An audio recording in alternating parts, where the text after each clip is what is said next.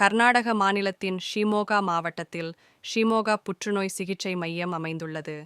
இது கர்நாடகாவின் தென்மேற்கு மாநிலத்தில் உள்ள ஒரு நகரமாகும். இது இந்தியாவின் இரண்டாவது மிக உயரமான நீர்வீழ்ச்சியாக விளங்கும் ஜோக் நீர்வீழ்ச்சி அமைந்துள்ள இடமாகும். ஷிமோகா மாவட்டத்தில் உள்ள நரசிபுரா கிராமத்தில் வாழ்ந்த ஆயுர்வேத மருத்துவரான மறைந்த வைத்தியர் நாராயணமூர்த்தி என்பவரின் சிறப்பால் இந்த நகரம் இப்போது அறியப்படுகிறது.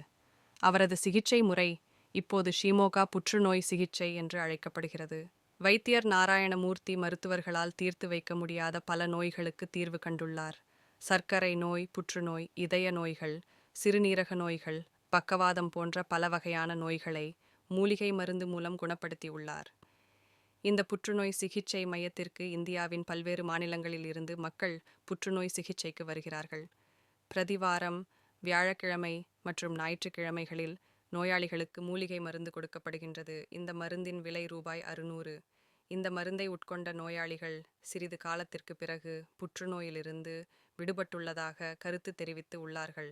இந்த புற்றுநோய் சிகிச்சை மையத்தின் வெப்சைட் லிங்க் மற்றும் கூகுள் மேப் லொகேஷன் கீழே கொடுக்கப்பட்டு உள்ளது. வாழ்க வளமுடன். தயவுசெய்து சப்ஸ்கிரைப் செய்யவும். தேங்க்ஸ் ஃபார் வாட்சிங்.